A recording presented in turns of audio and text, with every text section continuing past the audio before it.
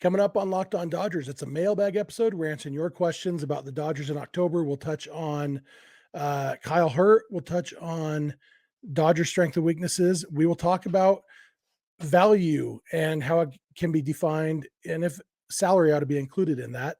And we'll talk about who we'd rather play in the NLDS, maybe. That's what's on tap. So let's get Locked On Dodgers. You are Locked On Dodgers, your daily Los Angeles Dodgers podcast. Part of the Locked On Podcast Network, your team every day.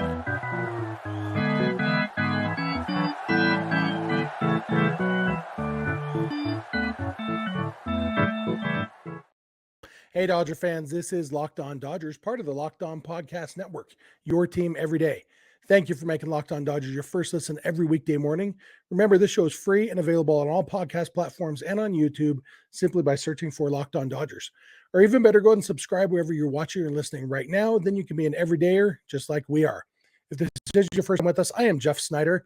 My co-host is Vince Samperio. We're doing a split episode today, so I will be with you for the first half of the episode. Vince will be with you for the second half.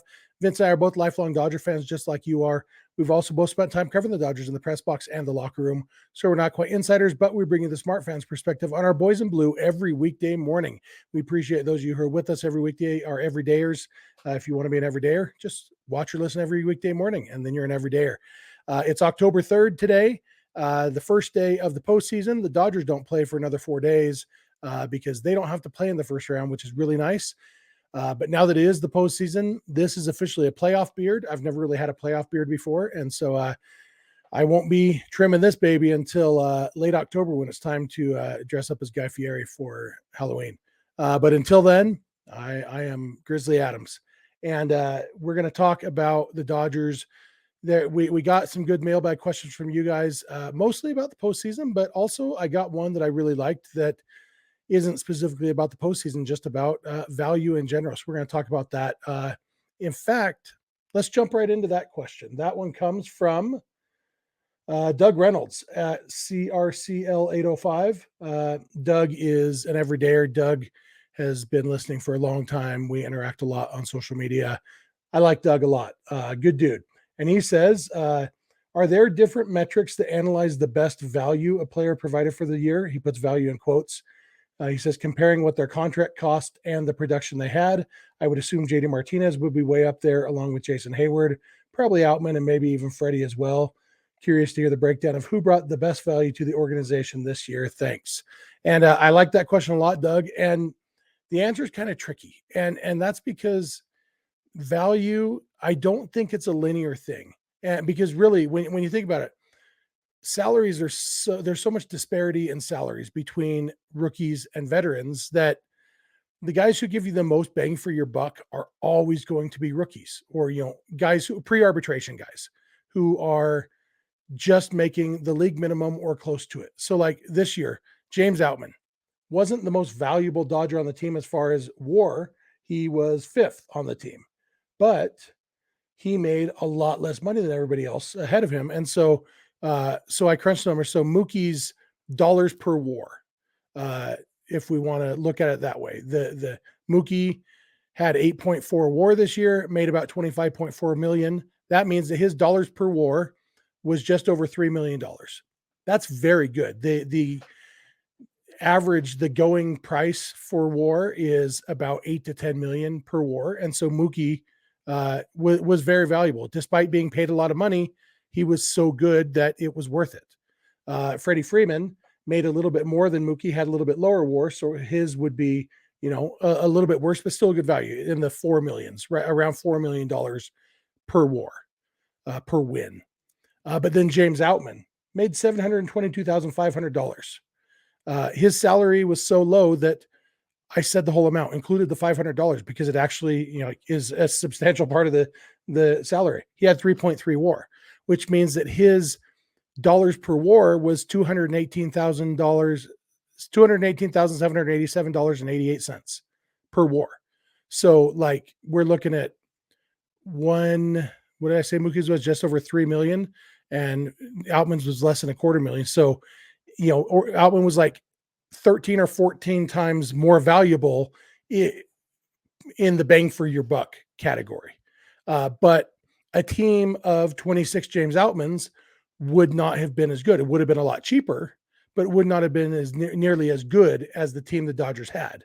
Outman was good, but you can't get by just on those guys. You need the higher paid players, and so that's why it's hard to factor that in. And then when you look at JD Martinez, who Doug asked about, his WAR wasn't super great because he's a DH, which means he provides not just no defensive value, but actually negative defensive value. And he made $10 million and had 1.9 WAR, which puts him at just over $5 million per win. So less valuable in that regard than Mookie or Freddie, who made a lot more money than he did, but also got paid a lot more than provided more value, played better. Jason Hayward, 1.9 WAR also, but only $720,000, just the league minimum because the Cubs are paying him. And so Hayward was, roughly a little less than half as valuable as Outman, bang for your buck, because they made about the same amount and Hayward had a lower WAR. And that's because of playing time and, defense and, center field is a more valuable position than right field. All of those things factor into that. Will Smith was pretty valuable because he is still, he hasn't hit free agency yet. So he's not making a ton of money. So he only made $5.25 million, had 4.1 WAR, which means he was just, about 1.3 million per win or so. Very, very good. And so I think that's the common factor here with these Dodgers is that everybody, if you talk about the going rate for a win, according to WAR being $8 to $10 million, Dodgers didn't have many guys who were up in that range. You look at everybody until you get to the relief pitchers, basically everybody like Caleb Ferguson was, 0.1 WAR, $1.1 million. So yeah, he was about that $10 million per WAR thing. But that's a relief pitcher. So, and not much money. So the guys they actually spent significant money on, like Chris Taylor was probably their worst bang. No, Julio was the worst bang for the buck. 0.7 WAR, and $14.25 million. So position player wise, Chris Taylor was probably the worst bang for the buck, 1.3 WAR at $15 million. So that's a little over 10 million per win. But yeah, I mean, for the most part, the Dodgers did a really good job of signing guys who were going to be a better bang for your buck, which is kind of funny to say because the Dodgers payroll is very high. They spend a lot of money, but they spend it really well. And that's the thing that a lot of teams are learning, that you can throw money at a problem. And it's not that it never works to throw money at a team, but the Mets this year, the Padres this year showed just throwing money at a team doesn't do the trick. The Phillies threw a lot of money at the team, and yeah, they made the playoffs. They finished with 90 wins for the 16th time in franchise history, but they only won 90 games. The Dodgers won 100, and and so different teams do it differently. I think this is really, though, evidence that Andrew Friedman is very, very good at his job, and he continues to put together really, really good teams, and gets rid of the guys like. I mean, Trace Thompson was really bad, and they were only paying him a little over $1 million, but they traded him, and they got something of value in return. So Andrew Friedman's good at his job, and going back to my original point, wins aren't linear. So you can't just say, well, WAR divided by dollars, and this is how valuable a guy is. I think there's some point, like Mookie. If Mookie had 2 wins fewer, he still would have been very valuable, bang for your bucks wise. Because he would have been right around Freddie Freeman's WAR. Freddie had a great season, but subtracting 2 wins would subtract 2 wins from the total. And so, like, as you get better, the value of Mookie's additional wins, I think, is exponentially more valuable than a win they can get somewhere lower on the roster, if that makes sense. Anyway, I'm going to come back in a minute. I have one other question that I'm going to answer before I turn it over to Vince. We'll talk about strengths and weaknesses that the Dodgers have heading into the postseason. So thank you for making Locked On Dodgers your first listen every weekday morning, and please keep it Locked On Dodgers. This episode is brought to you by Bird Dogs. I've talked to you a lot about Bird Dogs, but just in case you haven't heard it, Bird Dogs are stretch khaki shorts that are designed to fit slimmer through the thigh and leg. They give you a truly sculpted look. They just make you look good. They're kind of the same thing that Lululemon does, but they fit way better. And they fit a lot better than just regular khaki shorts that you can buy at any other store that have like stiff cotton. That if you're built like me, you rip those things and they're just not comfortable. Bird Dogs fixed the issue by inventing their own kind of fabric. It's cloud knit fabric, looks just like khaki, but it stretches so you get a way slimmer fit without having to sacrifice movement. It's anti-stink, sweat wicking fabric, so it keeps you cool and dry all day. So you can do anything. You can go golfing, you can go on a date, you can hang out by the pool, you can work out. Bird Dogs do everything, and they look good. I've told you this before, but I'll tell you again. A few months ago, my daughter graduated high school, and I told my 16-year-old son, "You need to dress up for the graduation." And he put on his Bird Dog shorts and a polo shirt, and he looked great. He looked like he was dressed up. That was awesome. So go to birddogs.com/lockedonmlb right now and enter promo code LockedOnMLB at checkout for a free Bird Dogs water bottle with your order. That's birddogs.com/LockedOnMLB for a free water bottle at checkout. You won't want to take your Bird Dogs off. We promise you.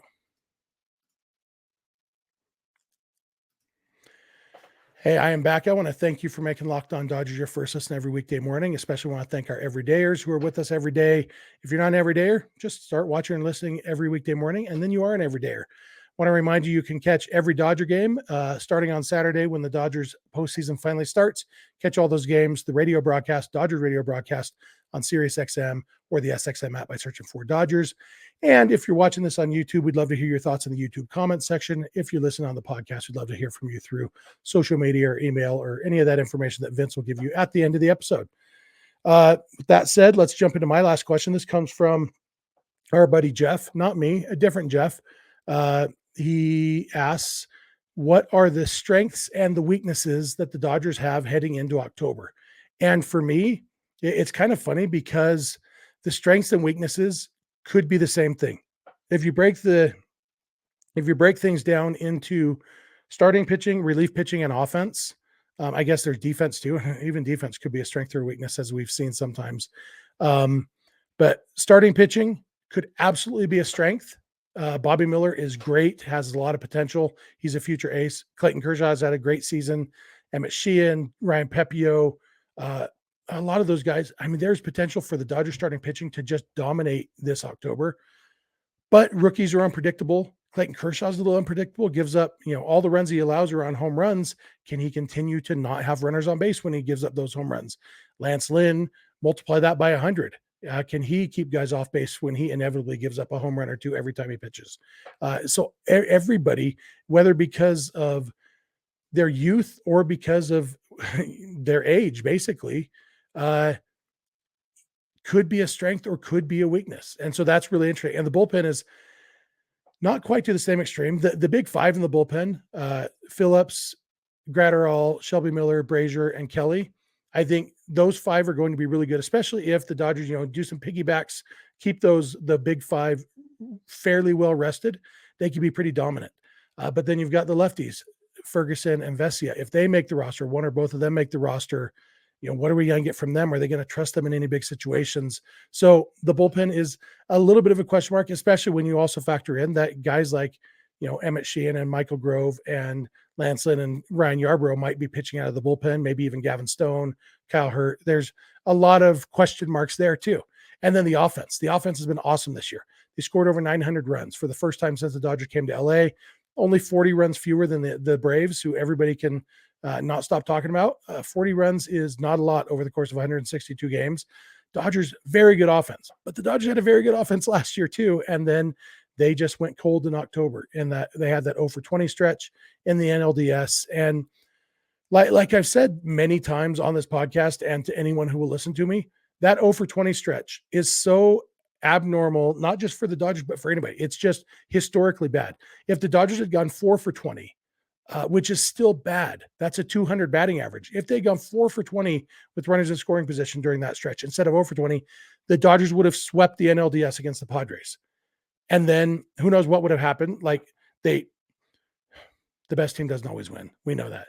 But the Dodgers, if they even perform poorly instead of not at all with runners in scoring position, they win that series. And so, it happened, but that's why all of us, no matter how good the offense has been this year, we're going to go into October a little bit nervous because uh, anything can happen. And if they get cold and Mookie struggled a little bit in September. Freddie was good, but not as good as he was the rest of the year.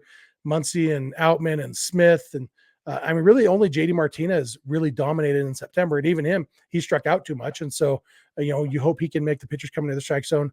So all of these, like, when somebody asks me what are their strengths and weaknesses, I say same thing: starting pitching, bullpen, and offense. It's their strengths. It's also could be their weakness, and that's why October baseball is so infuriating. It's why I always insist on enjoying the 6 months of the regular season, because this was fun. This was such a fun season, and I will have time to be sad if the Dodgers get eliminated.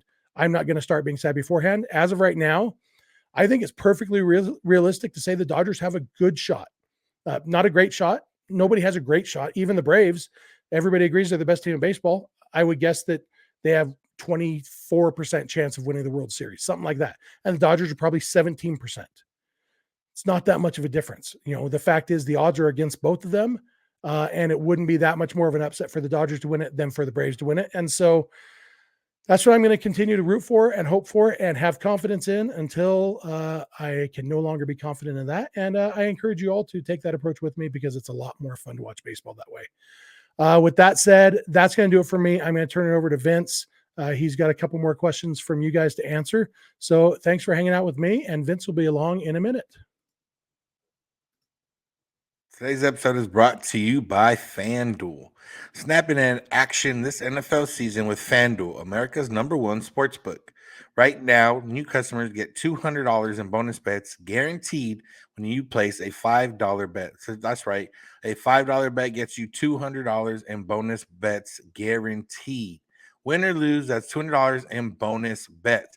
If you've been thinking about joining FanDuel, there's no better time to get in on the action.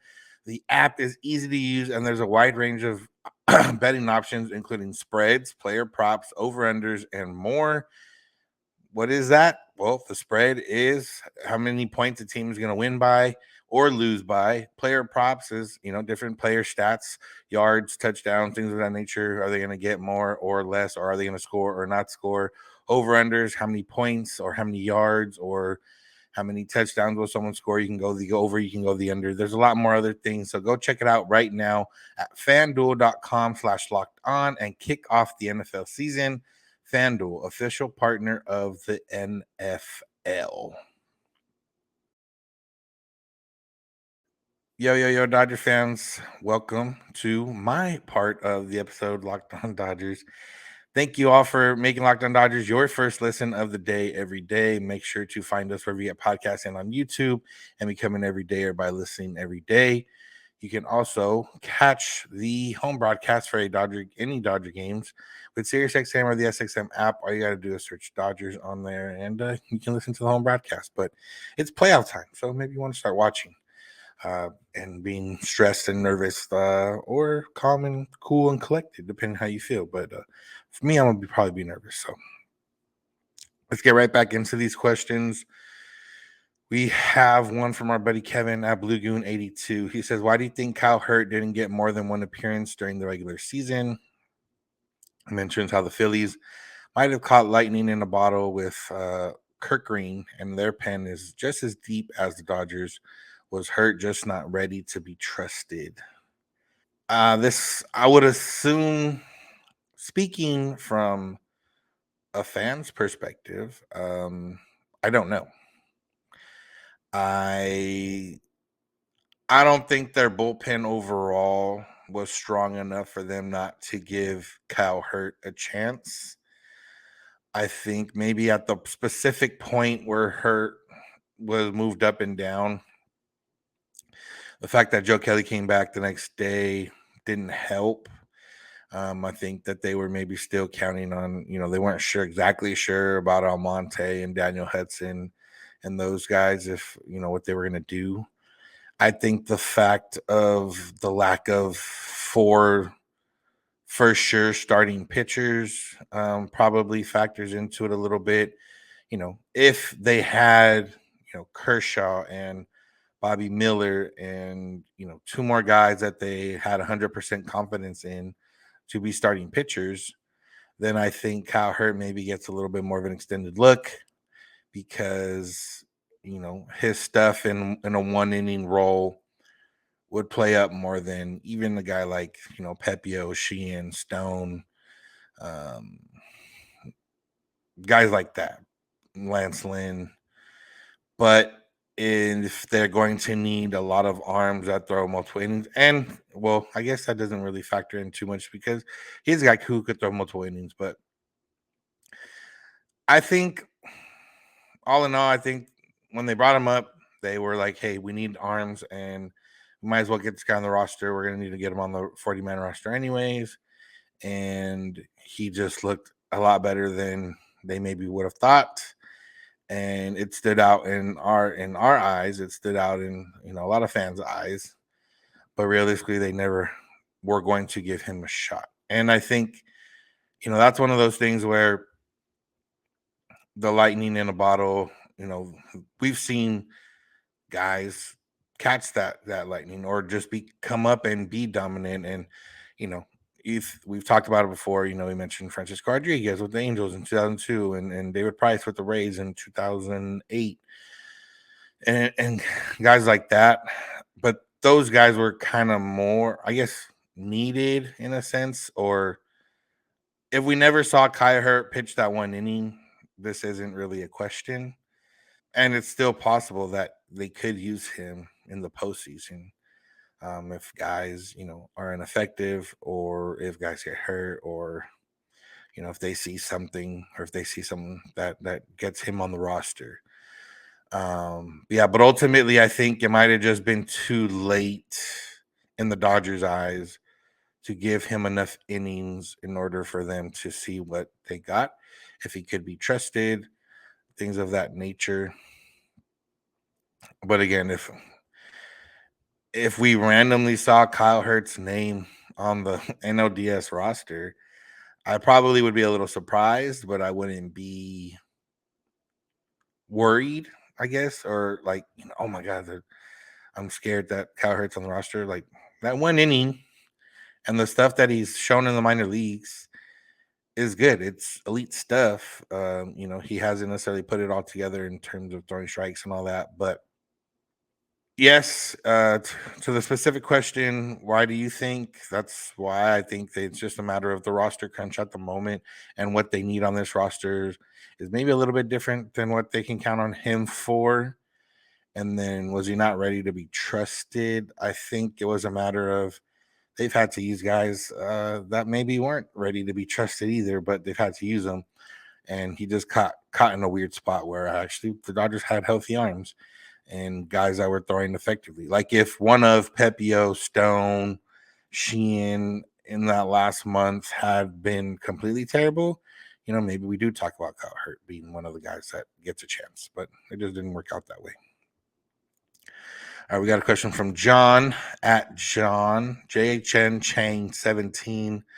Says, do you think Mookie's foot injury in the early part of September is the main reason he slumped these last few weeks? He goes on to add, he seems to be making a contact, but just not getting the carry he had earlier this year. And he's wondering if not having a 100% healthy landing foot is the cause. It might be. We can't say for sure. Mookie didn't mention anything about it.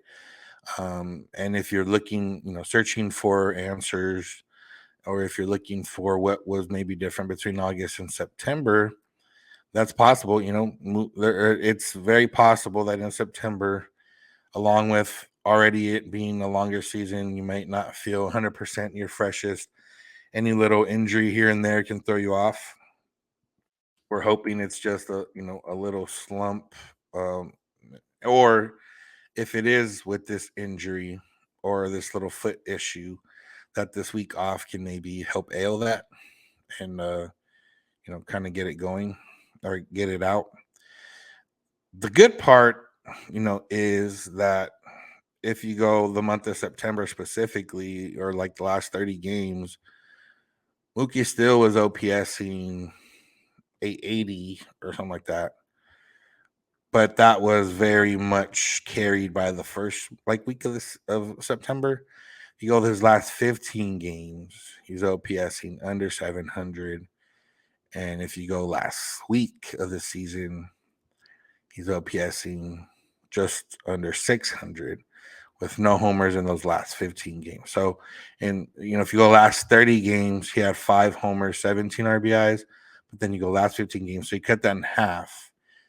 He has 0 homers and 4 RBIs. So he had 5 homer and 13 RBI the first 15 games of the last 30, and then nothing and 4 in the previous 15. So it might have been the foot, might have just been one little cold stretch. It might have just been I don't know. We can't say for sure.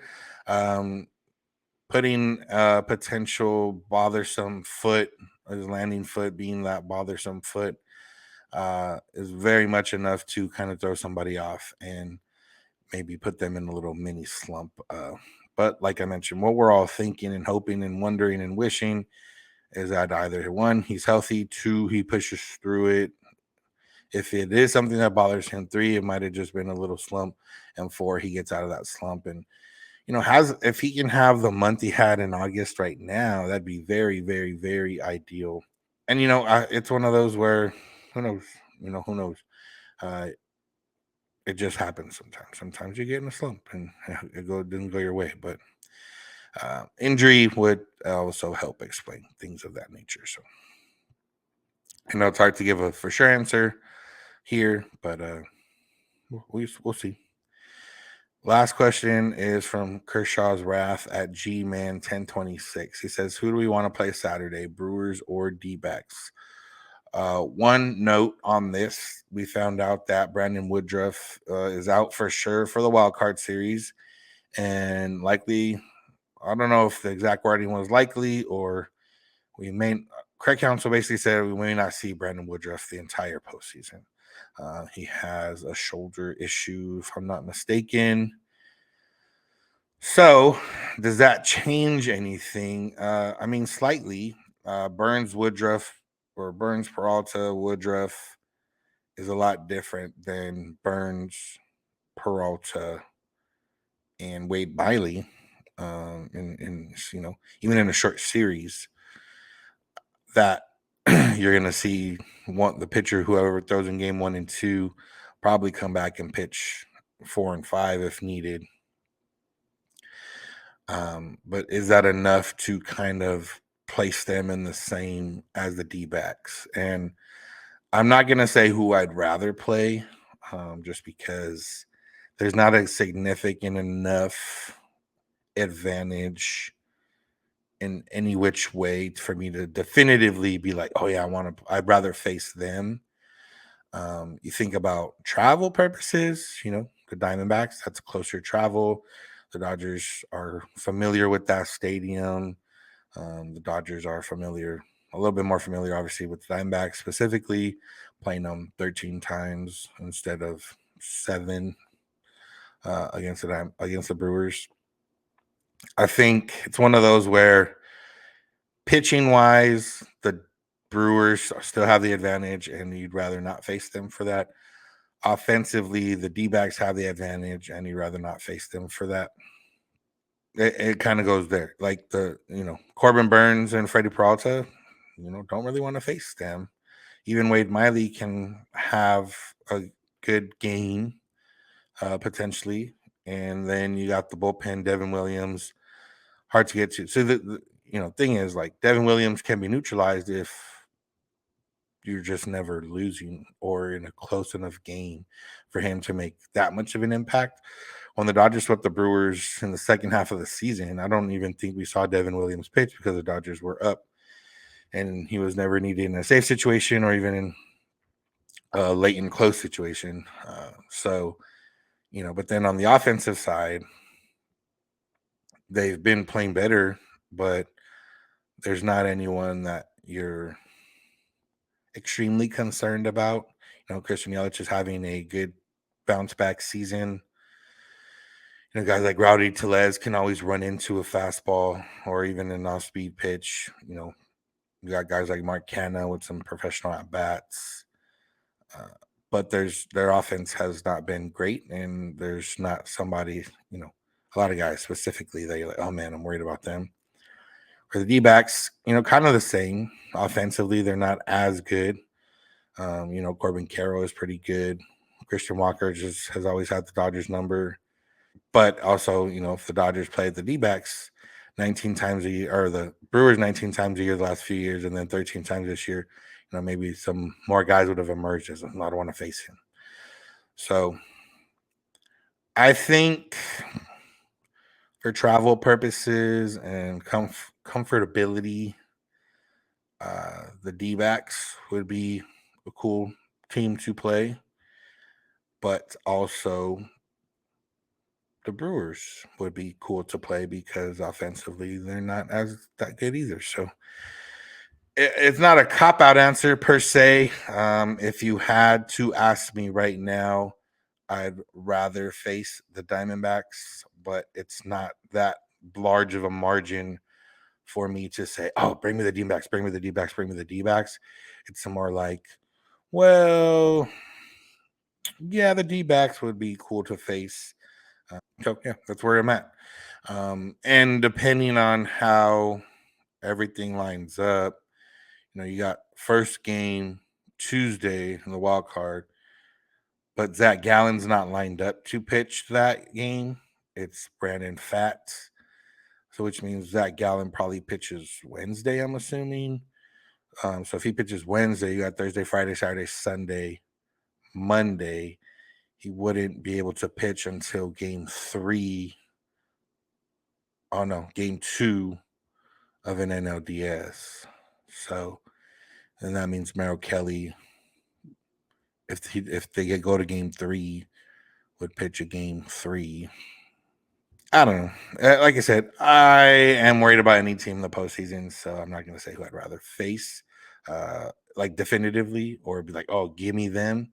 It's more of a, I'd rather face them, but it's not enough to be like anything huge. So that's going to do it for today's episode. Thank y'all for listening. Thank you for making Locked On Dodgers your first listen of the day. Go find us wherever you get podcasts and on YouTube. We come in every day or by listening every day. Tell your friends, tell your family. Remember SiriusXM. You can listen to the home broadcast for Dodger games if you search Dodgers on SiriusXM or the SXM app. You can find us on social media, Twitter and Instagram at Locked On Dodgers. Jeff is on Twitter at Snider. I'm at Vincent91. You can DM either of us if you have any questions, comments, or concerns. You can also get a hold of us via email, lockedondodgers@gmail.com, or via voicemail text at 323-863-LOCK. We're here every weekday morning, and we hope you'll be here with us. When you get in your car, if you're at home, cherish my device play podcast, Locked On Dodgers. And remember, you don't have to agree. You just have to listen. Have a good one.